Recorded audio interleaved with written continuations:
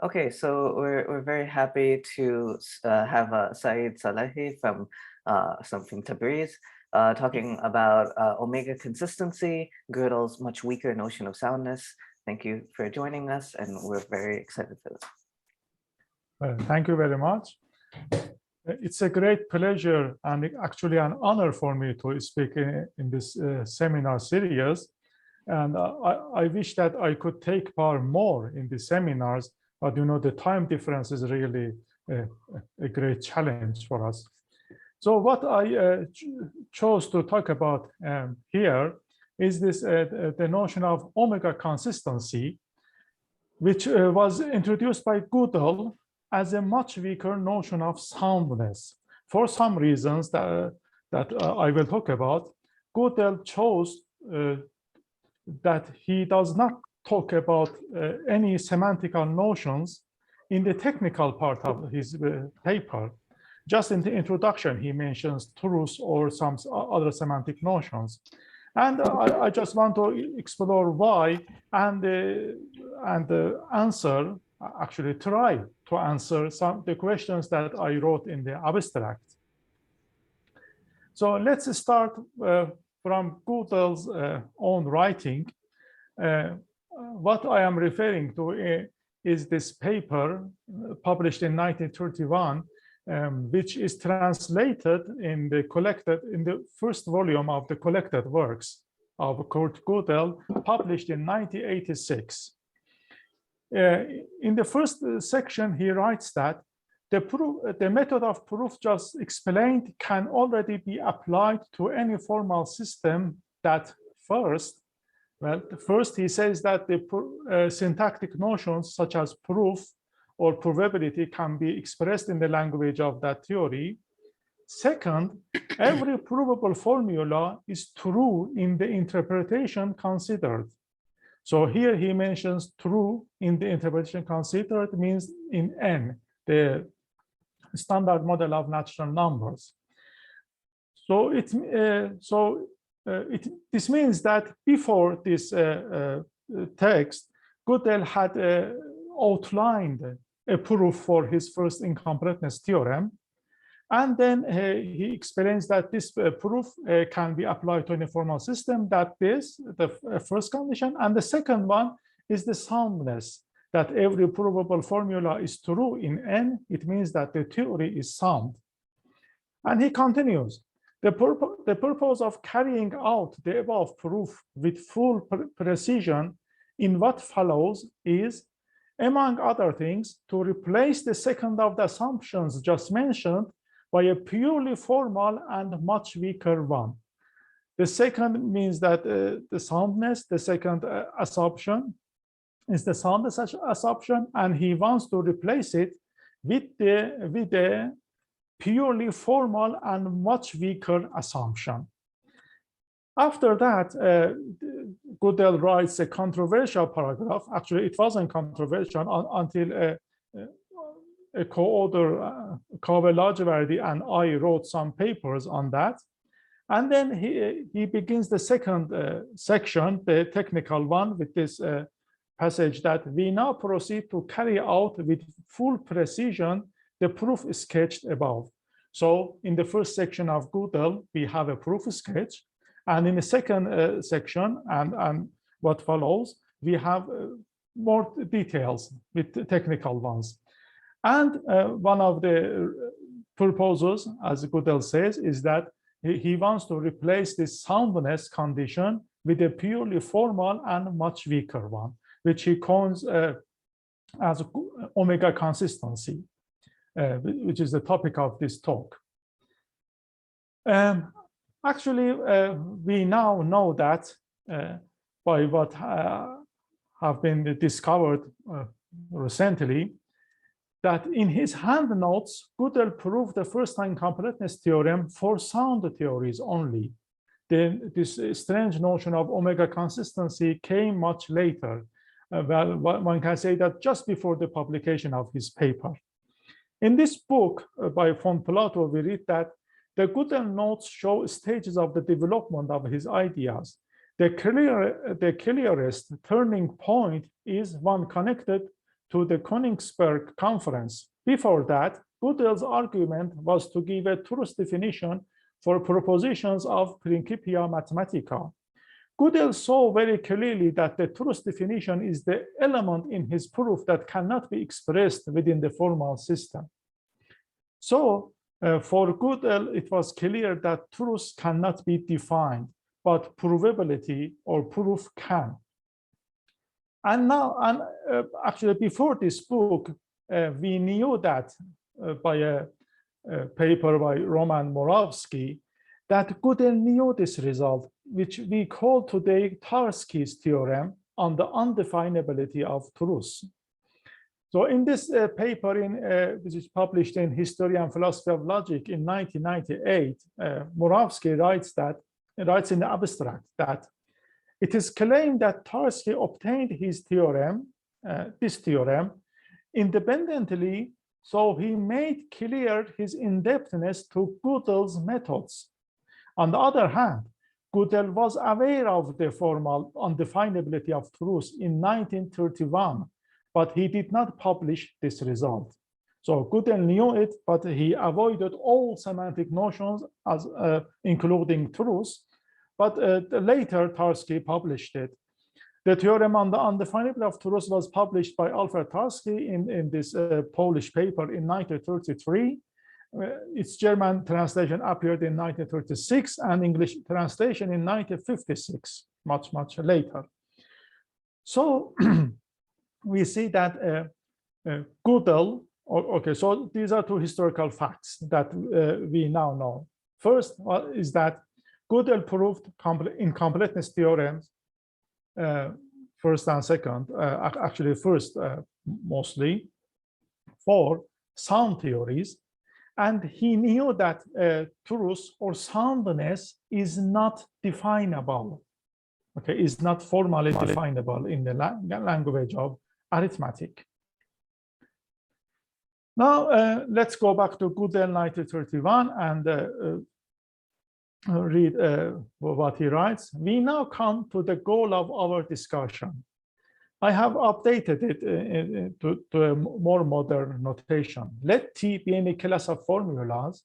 It is said to be omega consistent if there is no formula phi x with the only variable x, such that T proves the negation of the universal closure of phi, meaning that T proves that there is x such that not phi x holds.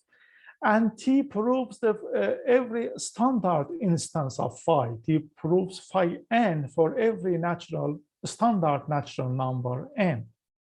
So if there is no such a formula, the theory is called omega consistent. And well, then Gödel says that every omega consistent, of course, is consistent. Well, inconsistent theories prove everything. Okay, so omega consistency implies consistency. As will be shown later, however, the converse does not hold. Gödel keeps this promise. Gödel later proves that consistency is weaker than omega consistency, but doesn't keep up his promise in the first section that omega consistency is weaker than soundness. After this, Gödel proves the now famous first incompleteness theorem. Well, the version that I have written goes like this. If T is a sufficiently strong theory over a sufficiently expressive language, then one can algorithmically construct a pi1 sentence. Well, Gödel didn't talk about this pi1 things.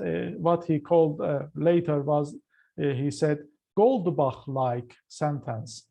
He meant a sentence that is being pi1. In today's notation.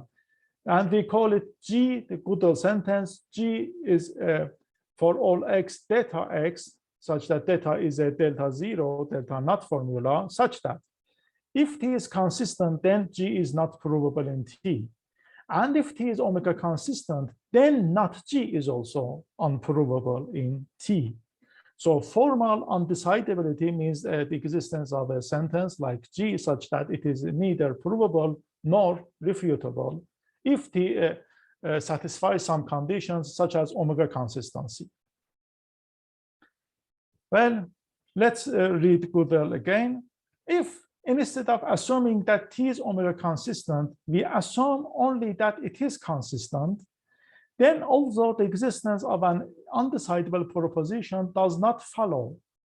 But this, what I have put in double bracket in the dark brown color, is added by the editors in Gödel's paper by the argument given above. You see, the existence of an undecidable proposition follows from the consistency, but by Russell's theorem, which proved it in 1936, 5 years later. Okay, but by the argument given by Gödel, yes, it doesn't follow. But then it does follow that there exists a formula delta x for which it is possible neither to give a counterexample. Counterexample means standard counterexample by standard number, natural number, nor to prove that it holds for all numbers. For in the proof that for all x, delta x is not T provable, only the consistency of T was used. Moreover, it follows that for every number n, delta n is T provable, and consequently, not delta n is not T provable for any number n. So why this holds, let's see it in more modern notation. You see, we have that delta n is provable for every standard natural number n. So T proves delta n. Now, if T is consistent, then T doesn't prove that for all x, delta x holds. And since T proves delta n, okay, so T doesn't prove not delta n for every natural number n. So we have an unprovable sentence for which T doesn't have any standard counterexample. So since T doesn't prove for all x, delta x, so there must be something for which delta doesn't hold. But that something cannot be natural number. And then we see that Gödel needed omega consistency for showing the independence of that, what we call today Gödel sentence from the theory, for showing that T doesn't prove the negation of for all x, delta x. Well, we are still reading Gödel. So he says that if we adjoin not G to T, not G is the negation of the Gödel sentence to T, we obtain a class of formulas, we call it theory, T prime, that is consistent because T doesn't prove G, but not omega consistent. T prime is consistent since otherwise G would be T provable. However, T prime is not omega consistent because we have that T prime proves that proves the negation of the universal closure of delta, but T prime also proves delta n for every natural for every standard natural number n that we saw. And in a footnote, Gödel writes that of course the existence of classes T that are consistent but not omega consistent is thus proved on the assumption that there exists some consistent T, that is that Principia Mathematica is consistent. So by the assumption of the existence of a consistent extension of P, the Principia Mathematica, we can show that there exists a consistent but omega inconsistent theory. So here we see that Gödel gives a counterexample, and his counterexample is T prime, T plus not G, that not G is adjoined to T. Actually, this is a counterexample to many things. This theory, T plus not G, is sigma 1 complete, but not sigma 1 sound.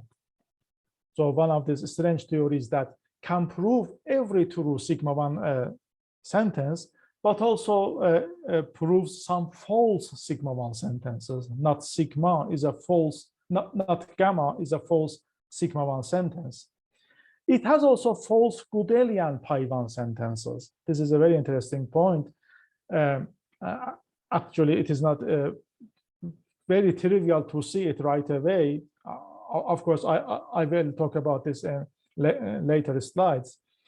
But let me just say that many people talked about the truth of Gödel sentences if the theory is consistent, simply consistent. But we have shown in some other papers that this is not the case, and some consistent theories like T plus not G may have false Gödelian pi-1 sentences. Okay, the last page of Gödel. If you are tired of reading Gödel, this is the last page, and I will not come back to this paper of Gödel in 1931. The last page, in the last page, we read that we can, in the first incompleteness theorem, replace the assumption of omega consistency by the following assumption. The proposition T is inconsistent, the inconsistent statement of T is not T provable. Means that T doesn't prove that T is inconsistent. In parentheses, note that there are consistent T for which this proposition is T provable. This is one of the interesting things that follows from Gödel's second incompleteness theorem, and I will also talk about that. So in modern notation, this is because you see T proves CUNY T, the consistency statement of T, implies G. Because you can see in the footnote, the incompleteness can be formalized in the sense that if we have a Gödel sentence or Gödelian sentence, which is equivalent to its unprovability in T, then T proves that a consistency of T, okay, implies not probability of G. Well, Gödel's theorem says that G is not provable if T is consistent. Now let's formalize it. Consistency of T implies not probability of G, but not probability of G is equivalent to G. Okay, so T implies that CUNY T implies, T proves that CUNY T implies G. Now, from this formalized incompleteness, it follows that if T doesn't prove not CUNY T, then T cannot prove not G, because not G implies not CUNY T. So if the inconsistency of T is not T provable, then not G is not T provable too, or either, I should say. And from this formalized completeness, also the second incompleteness theorem follows. You see, this also proves that T doesn't prove CUNY T, because if T proved CUNY T, then G would be provable in T. And then Gödel actually finishes the paper by saying that the results will be stated and proved in full generality in a sequel to be published soon in the same journal. In that paper, also the proof of the second incompleteness theorem, only sketched here, will be given in detail.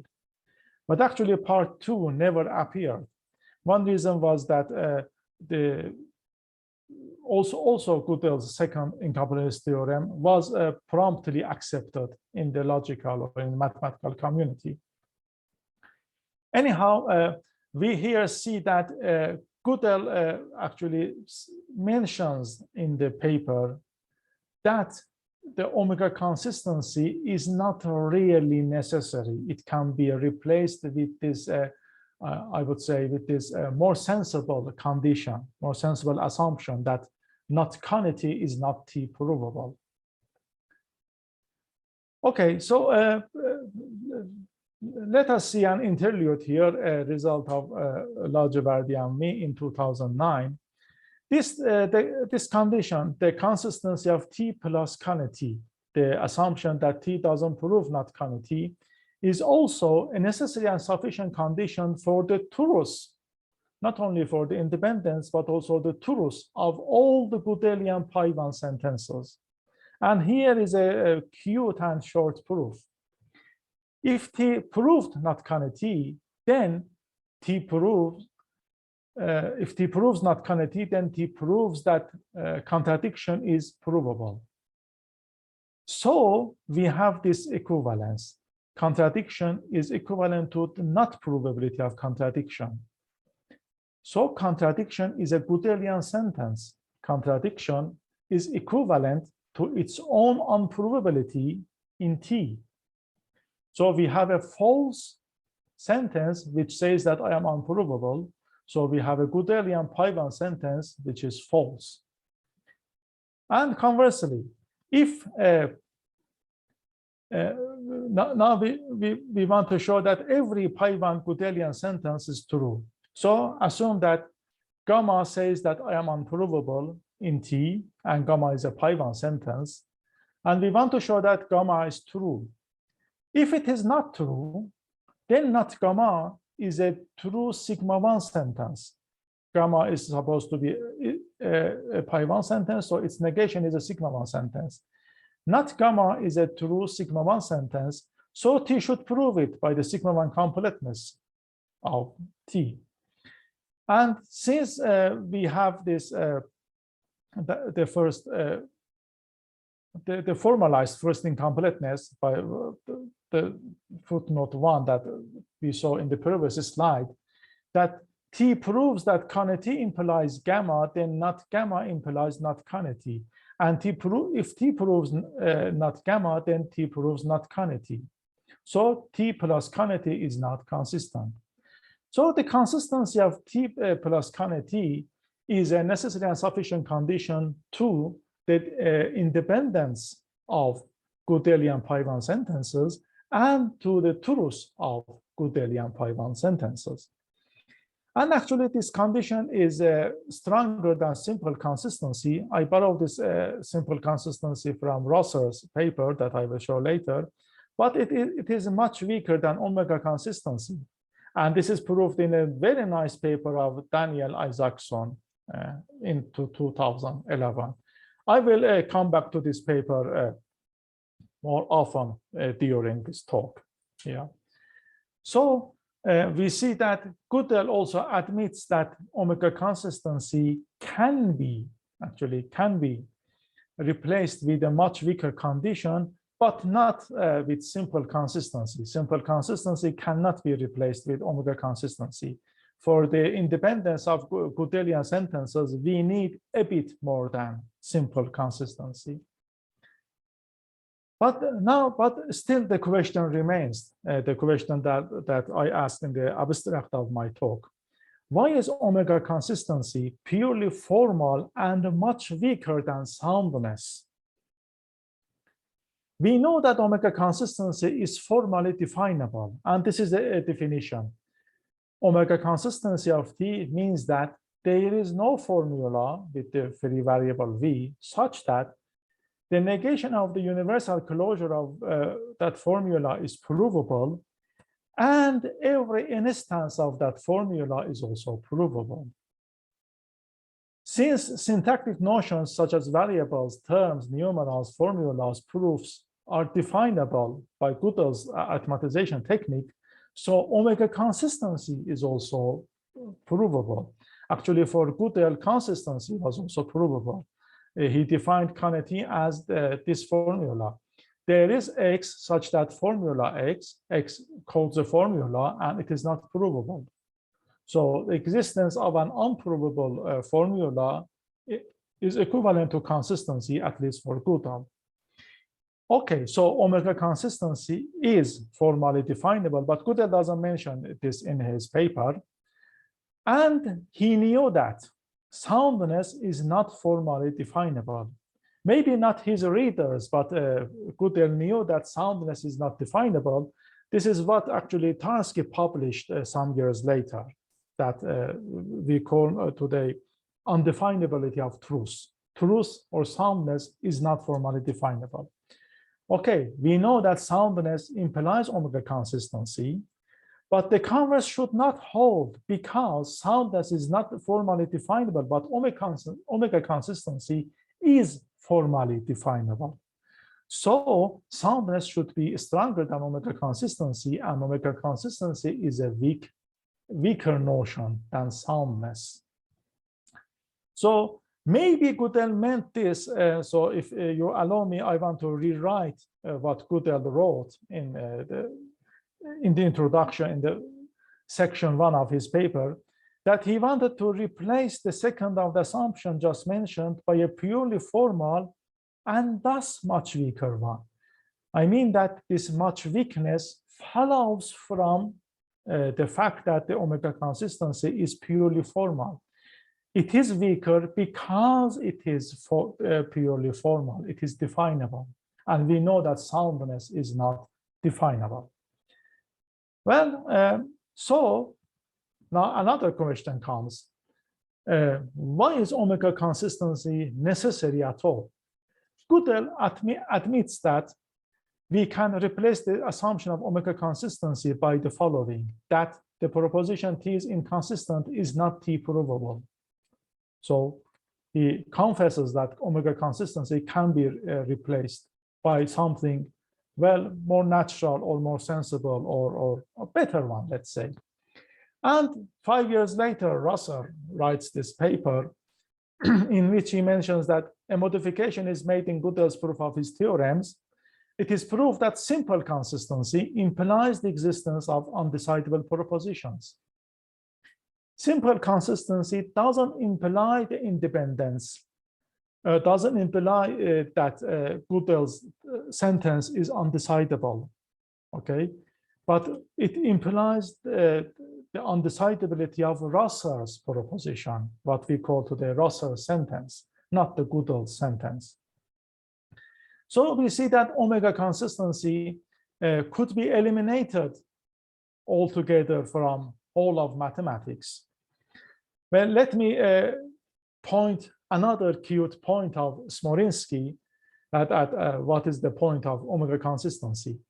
In his book, Self-Reference and Modal Logic, Smorinsky writes on page 158 that, note that this is a very young Smorinsky, but of course, a very readable one, and he's a really good writer. Remark, one weakness of Gödel's original work was his introduction of the semantic notion of omega consistency. I find this notion to be pointless, but I admit many proof theorists take it seriously. I once showed, well, he showed that this notion is equivalent to some reflection principle, okay? Now, I strongly agree that this notion is pointless. And for some time, I was among those, I'm not a proof theorist, but I was among those crazy people who took this notion seriously, omega consistency. I don't know why, but when I was younger, I believed for some time that this omega consistency is an important notion. Now I think the opposite. But here, Smorinsky makes a small and inessential error. This omega consistency is never semantic. It is a syntactic notion. And Gödel actually introduced it just to avoid all of talking about semantics, talking about truth, or the standard interpretation of natural numbers, and so on. He wanted everything to be syntactic and as formally definable as possible. And we now know that truth or soundness are not definable, but almost all the syntactic notions that Gödel needed for his theorem are formally definable in arithmetic. Okay, actually this omega consistent. Let's talk about actually about the ones who took it seriously, as Smorinsky said. There is a nice paper by Milne in Philosophica Mathematica in 2007, in which he proves an equivalence of omega consistency with another condition, which is a very nice condition. In his lemma 1, he says that omega consistency of T is both necessary and sufficient to ensure that for each predicate Pxy, representing that y is a T proof of X, we call this proof predicates of T. The set of 10 sentences T union these reflection principles that if alpha is provable, then alpha is true when alpha ranges over all sentences is consistent. So this means that T is consistent with all of its reflection principles. This is equivalent to omega consistency. So here we see that this is a really syntactic notion, and its equivalent is also a real syntactic notion. So let's look at some semantic aspects of omega consistency. Now I am actually, this is almost the second half of my talk. Now I am talking about omega consistency. Now first some semantic notions. How much soundness does omega consistency have or preserve? We know that consistency implies pi1 soundness by the sigma 1 completeness. If a theory proves a pi1 sentence, it should be true, because if it is not true, then its negation will be a true sigma 1 sentence. And by sigma 1 completeness, that negation should be provable. But a consistent theory cannot prove a sentence and also its negation. It can prove at most one of them. So consistency implies pi1 soundness. And omega consistency implies pi3 soundness. This is proved in this nice paper of Isaacson 2011 that I talked about. Actually, he proves that omega consistency implies sigma 2 soundness, but we know that sigma 2 soundness is equivalent to pi3 soundness. Actually, this is not very difficult to prove.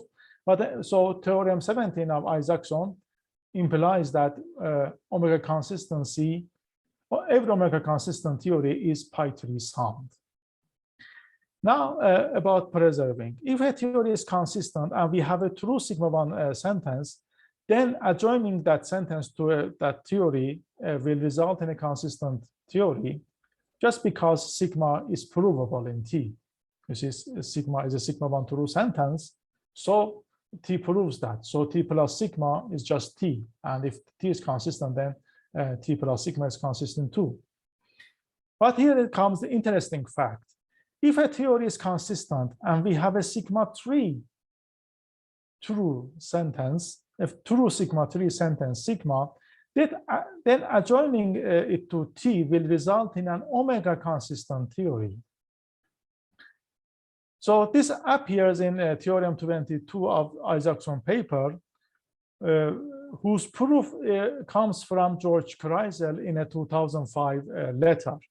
Actually, Isaacson and Kreisel proved this theorem for true sigma pi1 sentences. They proved that adding a true pi1 sentence to an omega consistent theory will result in an omega consistent theory. But the same proof, almost the same proof, works also for pi2 and sigma 3 true sentences. This is the interesting point, actually. So it can be improved to contain all true sigma 3 sentences. All right. But again, this weakness of omega consistency that was claimed in Gödel's paper doesn't appear in the literature, as far as I know, actually, unless here. Well, Leon Henkin was one of those proof theorists who took the omega consistency seriously, and he wrote this paper. Well, I am not talking about this paper, but of George Kreisel's review of that paper in MR, in Math Reviews, which appears in 1955. And what Isaacson actually attributes to Kreisel 1955 is this review. There, Kreisel constructs a sentence as follows. So let T be an omega consistent theory, okay? Here, P could be Peano arithmetic or Principia mathematica, or even Q, Robinson's arithmetic. By this diagonalization lemma, there exists a sentence K, which can be taken to be sigma 3. We will see now why, which is equivalent to the sentence which says that I am not omega consistent with T. So this is what we call today Kreisel sentence, and Isaacson also denotes it by K. So K is equivalent to omega inconsistency of itself with T. Let us note that omega con T of X is a pi3 sentence, because in this footnote we see that it's omega con t of x says that for all formula with the free variable v, either the negation of the universal closure of that formula is not provable in t plus x, or there is an instance which is not provable. So unprovability is a pi1 sentence, and this part here is becomes a sigma 2 one, and then whole is a pi3 sentence. Its negation is a sigma 3 sentence. So K is a sigma 3 sentence here. But we call this, we can call it Kreisel sentence for T. Now we can show that this K is a false sentence, because if it is true, if K is true, you see, then not omega con T with K should be true. It means that T plus K is not omega consistent. But we showed that, actually, without proof, we showed that if we have an omega consistent theory, and we add a sigma 3 sentence, a true sigma 3 sentence to it, then the resulting theory will be omega consistent. So this is contrary to what was shown above. That above, I mean that improvement of the theorem of Isaacson-Kreisel. So K must be false. Now that K is false, this omega con T of K should be true. So T plus K is an omega consistent theory, but it is unsound. Why? Because K is not a true sentence, and it is sigma 3 unsound. So we saw that every omega consistent theory is pi3 sound, okay? But here we see that it cannot be sigma 3 sound. If we examine this proof more closely, we see that this is actually the classic proof of the undefinability of truth. How Tarski proved his theorem? He constructed a liar sentence. If there is a predicate for truth, then he constructed a sentence lambda such that lambda is equivalent with the negation of TR of lambda, okay, and the liar sentence, and then we get a contradiction. And Kreisel sentence is a liar sentence for omega con T of x, okay. So here we see that, well, if there was a reason that Gödel had that omega consistency is weaker than soundness, it could have been this one, that omega con T is formally definable. Truth or soundness is not. Why it is not? Because of this liar's paradox, okay? And so omega consistency is weaker than soundness. And actually also Isaacson mentions in the paper that Gdel never gives a proof for this. And actually this is the first proof which appears, well, 24 years later, let's say, for the first time in print. But I suspect that people would knew it actually, or could feel that omega consistency is much weaker than soundness, but they didn't feel that it should be written, or that we should go to details why it is weaker. Okay, let's see some more semantic aspects of omega consistency. So we saw that consistency implies pi1 soundness, but it doesn't imply sigma 1 soundness. And this T plus not G that I talked about is a very nice counterexample. It is a consistent, but omega unsound, sigma 1 unsound also theory. So consistency doesn't imply sigma 1 soundness. We saw that omega consistency implies pi3 soundness, but it doesn't imply sigma 3 soundness. Actually, this T plus K is Kreisel sentence that we talked about, is a nice counterexample. Is an example of an omega consistent theory which is unsound, and sigma 3 unsound. Okay, let's see some more semantic aspects. How much truth does omega consistency preserve exactly? We know that consistency preserves sigma 1 truth if we adjoin this true sigma 1 sentence to a consistent theory, the resulting theory is also consistent because by sigma 1 completeness theorem, because T implies sigma, T proves sigma. But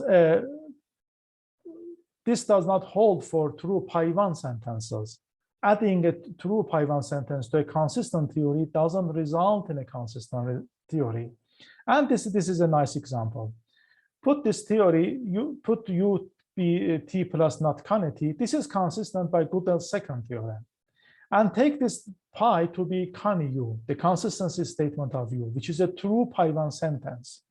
So pi is true, but U proves the inconsistency of T, and T is a subtheory of U. So U also proves the inconsistency of itself. You remember that Gödel talked in the last pages that there is some theory which proves its own inconsistency, and this U is one of them. Actually, one can construct an example like this. This U proves not pi, so U plus pi is inconsistent. Now let's go for omega consistency. We saw that adding a true sigma 3 sentence to an omega consistent theory results in an omega consistent theory. But we cannot add a true pi 3 sentence. And here I note that even adding a true pi 3 sentence to an omega consistent theory may result in an inconsistent theory, not omega consistent, omega inconsistent theory. Actually, I here note that this is not a misprint because the resulting theory may not be even consistent, let alone to be omega consistent. And this is the counterexample, T plus K. If we take pi as not K, then pi is a pi 3 sentence, which is true, but U proves not pi because U proves K, and then U plus pi is not consistent. So not omega consistent too. So we see that this is actually a boundary result, that adding a true pi sigma 3 sentence results in an omega consistent theory, but it doesn't work for pi 3 sentences. And let's see some semantic aspects of this notion. Actually, this is not exactly Lindenbaum's lemma, but it is used in Lindenbaum's lemma. We know that if a theory is consistent, then for every sentence, one of these theories should be consistent to T plus psi or T plus not psi. This is used in Henkin's proof of the completeness theorem of Gödel, that we start with a consistent theory and we add psi or not psi for every sentence psi, depending on the fact that depending on the consistency of the resulting theory. Both of them may be consistent, okay? But we know that at least one of them should be consistent, and then we add that one. For omega consistency, this also holds for every sentence. Either T plus psi is omega consistent or T plus not psi is an omega consistent theory. This is a nice theorem of actually Isaacson in 2011. But Lindenbaum's lemma doesn't work for omega consistency. It works for consistency. We know that the limit of a chain of consistent theories is a consistent theory. But the limit, actually limit means union. The union of a chain of omega consistent theories is not necessarily omega consistent. Actually, by what follows, you can construct counterexamples, but we can see it already here that by omega consistent, we mean that if that theory proves the existence of something, okay, it cannot show that any natural number is a counterexample for that. And we can take this limit that we add this natural number 0, 1, 2 as a counterexample, we get omega consistent theories, but their union is not necessarily omega consistent. Here is another interesting theorem that says that the only complete theory which is omega consistent is true arithmetic. is the full theory of n. It's a really nice theorem, which we have also generalized it in some other papers. This actually doesn't hold for consistency, but it is a very familiar counterexample that you all know well, that if we have an unsound but consistent theory and we can complete it by Lindenbaum's lemma, but then we get a complete theory which is different from the full theory of arithmetic, the true arithmetic. All right, so I can't stop myself by telling this, by constructing this counterexample here. So consider T plus K is an unsound omega consistent theory. Okay, we can make it complete by this procedure, okay, at every sentence or its negation by the condition that the resulting theory is omega consistent.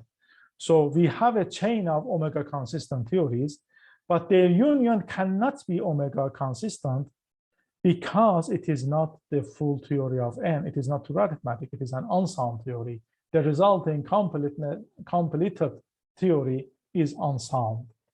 So the limit of a chain of omega consistent theories doesn't result in an omega consistent theory. Okay, almost my last slide. More syntactic aspects of this omega consistency. By Gödel's second incompleteness theorem, we know that if a theory is consistent, then it is also consistent with the inconsistency statement of T. If T is consistent, then T plus not con T is also consistent. This also holds for omega consistency in the sense that if a theory is omega consistent, then it is omega consistent with the omega inconsistency statement of T. T plus not omega con T is also omega consistent.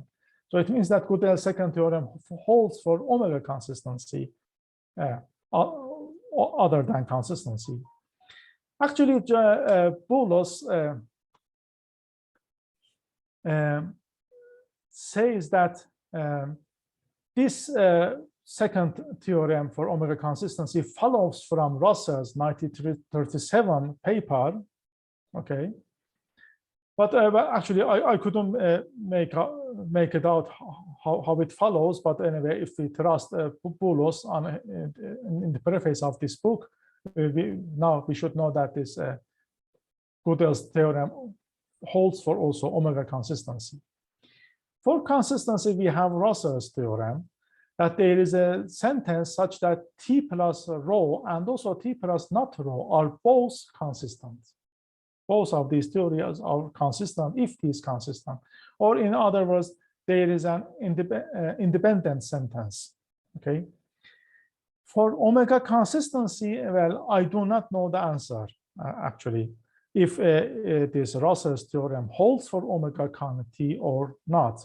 So the question actually I want to ask is that if T is omega consistent, does there exist a sentence such that, like rho, such that T plus rho and T plus not rho are both omega consistent? If T is a sound theory, then the answer is yes, because the Kreisel sentence works here.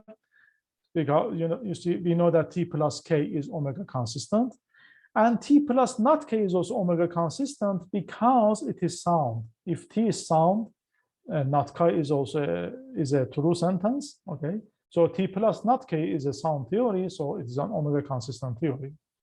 Or by Gödel's second theorem for omega consistency, if T plus omega con T is omega consistent, then this omega consistency statement of T works, because T plus omega con T is omega consistent by the assumption, and T plus not omega con T is also omega consistent by Gödel's theorem for omega consistency, or by Russell's theorem, one can say. But otherwise, if T plus omega con T is not necessarily omega consistent, then I don't know the answer. Well, this question could have an easy solution. You could prove it just right away, or you could derive it from some other big theorems. But if you do so, I will appreciate it if you could just let me know. I wish that I could afford some prize or gift for that one. I would really appreciate it if you could let me know that this is true or not. If you are one of the ones who take omega consistency seriously. So I would like to thank again for your time and also the organizers for taking care of everything. Thanks a lot. Thank you, Saeed. So let's all thank our speaker. And go, if there are any questions, feel free to unmute and go ahead. Okay, I'll start the ball rolling. Here's sort of a general kind of question.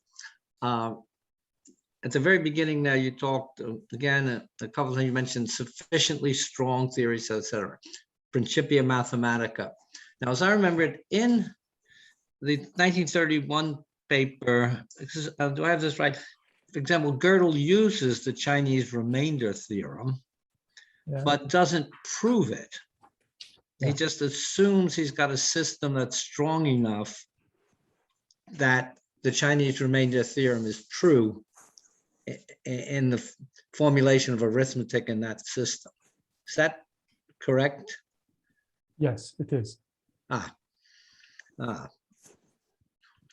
Let me, can I add a sentence for that?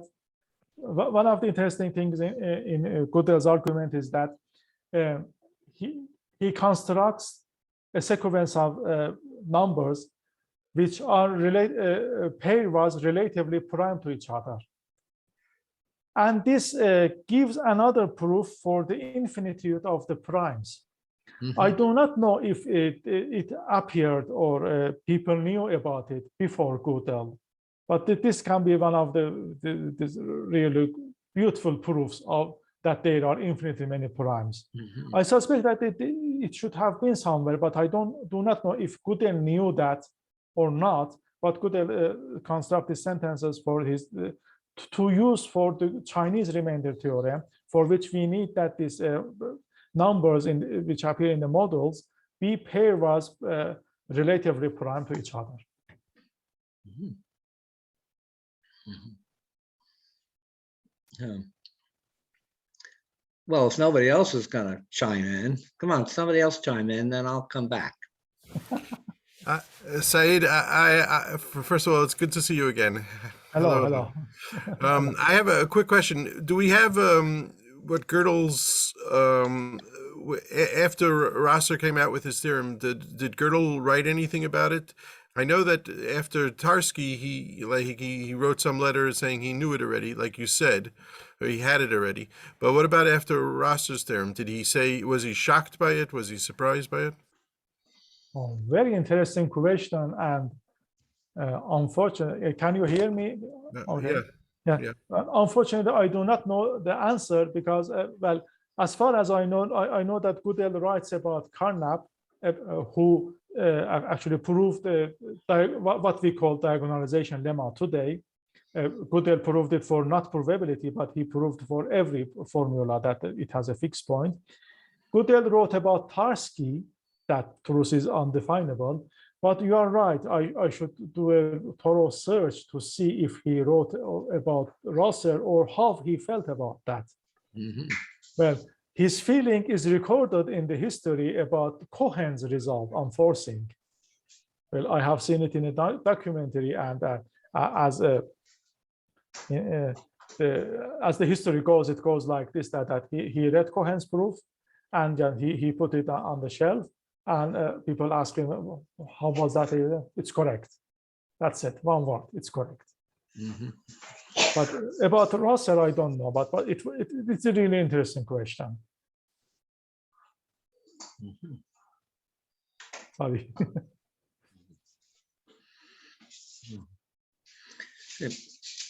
Another interesting thing, or fun thing anyway, is extending Gödel's theorems to set theories using generalized recursion theory on sets. Is there an analog to omega consistency in the sort of set theoretical context? Well, I don't know. Mhm. Actually, I have read this interesting piece by Fitting, Incompleteness in the Land of Sets. But I don't remember the details, and I do not remember that I came up with this notion of omega consistency. No, I don't know. Mhm. Well, some interesting things can happen in that context. There's one thing where you can prove that the Rosser formulas are all equivalent. So, Well, it's an also interesting question. And one other, I would say, drama with the history of logic is that, well, actually, for some time, I was obsessed with it, but then I realized that I can't find it easily. You see, I suspect that, well, I do not want to answer your question definitely that I know the answer or not, but many expositions that I have seen, as you say, generalization of Gödel's theorem, use Russell's argument rather than Gödel's original argument. Okay, and what is actually, I would say, but it is too early to say that it is lost, is Gödel's original proof of his completeness theorem. You see, almost everybody uses Henkin's proof of Gödel's completeness theorem, not Gödel's original one. Actually, I saw a paper in a history journal. Actually, it is too early to go to be lost in the history. It is not 100 years yet, but actually, I can say that almost nobody knows Gödel's original proof of his completeness theorem. And I wish that that happened to omega consistency, not his original proof of the completeness theorem. Athar is laughing. Do you agree with me? I just thought that was amusing. Yeah. I was struck by the jump from pi1 to pi3. Yeah. It's natural to ask if there's something at the pi2 level that's in between, some sort of reflection or principle. Is that looked at? Not really. Actually, let me say that you mean this theorem. Well, the whole Okay. group, this whole group of theorems. Oh, okay. Well, Yes. actually, the only thing that is new here, which is not in Isaacson paper, is this one. Okay, all of them appear in Isaacson paper, and I couldn't have proved it if I hadn't seen Kreisel's proof in Isaacson's paper.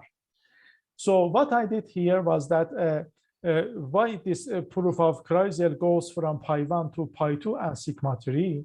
No, it is because that I fully make use of sigma 1 completeness. Here, Kreisel uses delta knot completeness. Every true delta knot formula is true.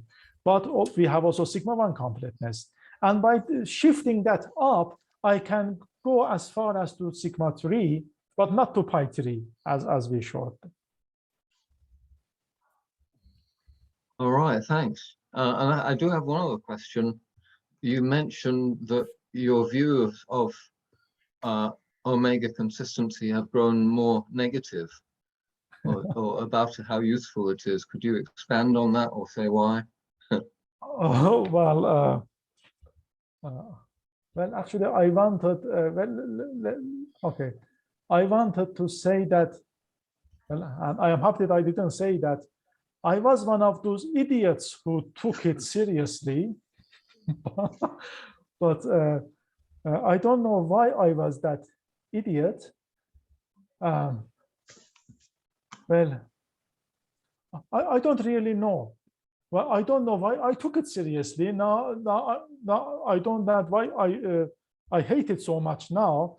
But I have promised the organizers of a conference that I will write a paper on this, which should I hope that will appear in a special issue of History and Philosophy of Logic. Well, So I want to put an end to. Yes, please. Seems like both your paper and its negation will be consistent. Well, the question is if the paper will be complete. Yeah. One more question. Sorry, in most- Ken, before you go, I think Chaim has his hand up. So let me Oh, go to okay. Chaim. Sorry. Yes, please. It Hello. seems to me that Gödel, in his original paper, I mean, before he gets to the second incompleteness, which was done under pressure, and it is not clear what was von Neumann's contribution to that. I mean, there is a whole history there. I would like to hear from you, if you have looked into it, what exactly the history there is. But this is another interesting question.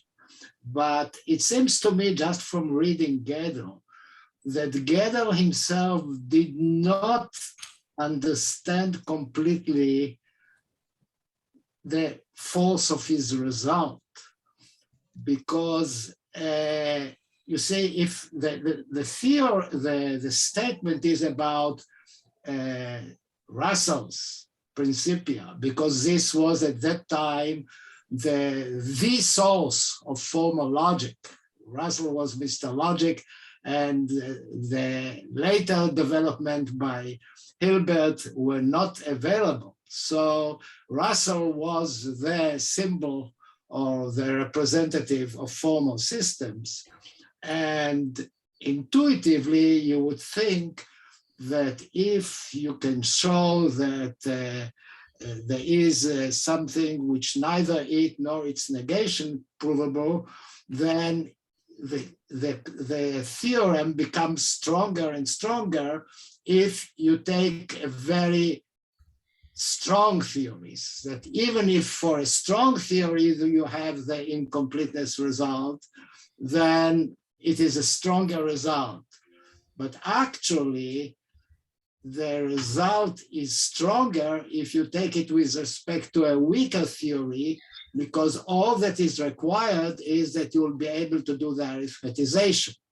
So the results also hold not only for Russell's theory, but for the theory Q, the theory developed by Raphael Robinson, which is much weaker, because this theory is sufficient in order to do the whole arithmetization thing. So Gödel thought that if it proves this, even for strong theories, even stronger theories, you always have this phenomena that some sentence is undecidable, then the better the result is.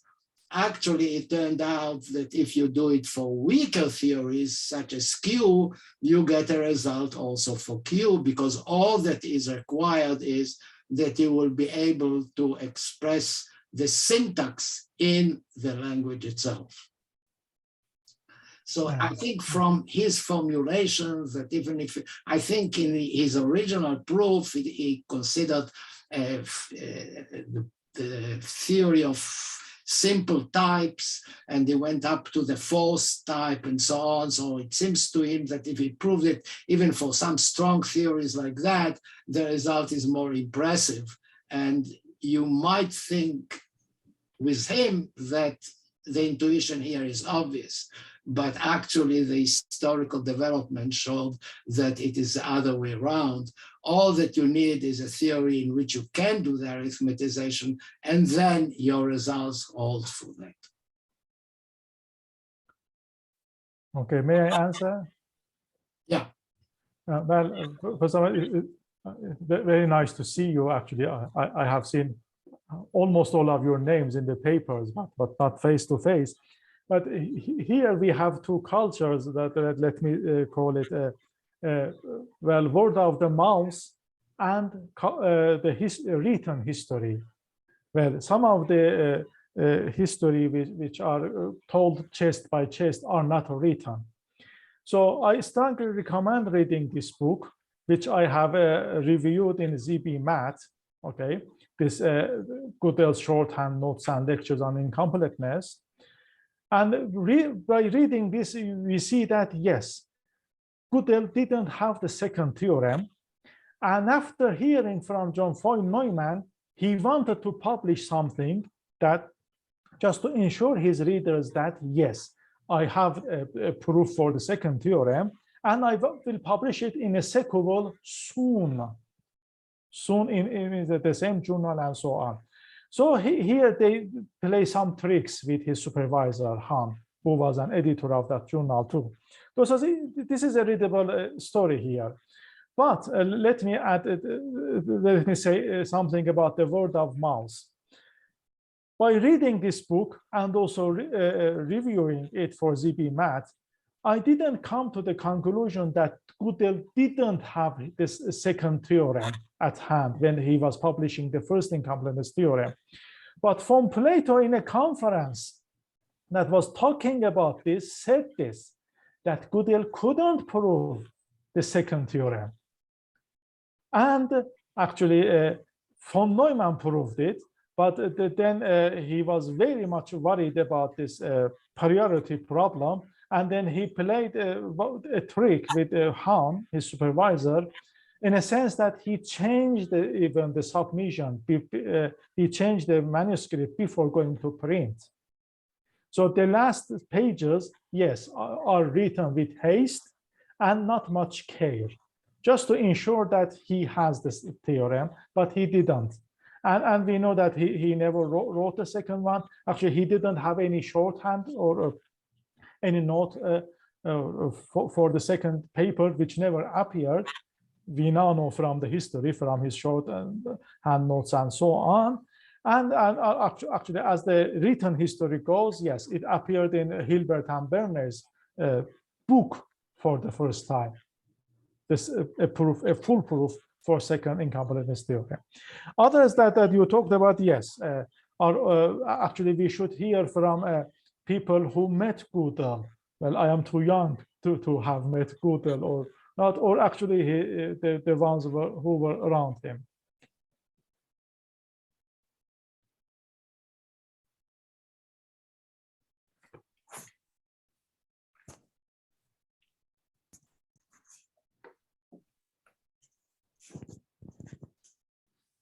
All right, thank you. Ken, did you want to ask your question?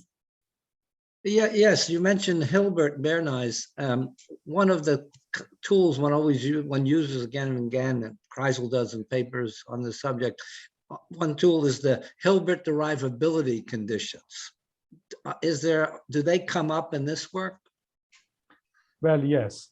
And actually, Smolinsky writes about them that they are ugly and not delicate and so on.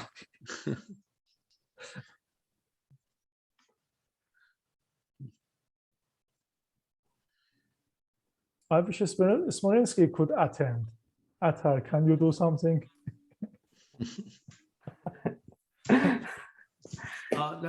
Actually, I can answer to that. I have tried several times unsuccessfully. He never agreed to speak at our seminar, and well, the reasons were that he was busy with other things now, and he's writing much, but not really on these subjects.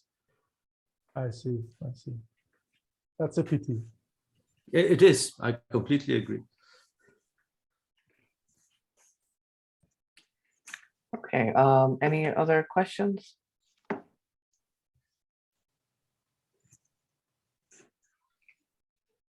Okay, let's thank the speaker again. So Saeed, that was very nice. Thank you so much for joining us. Thank you. Stop the recording here.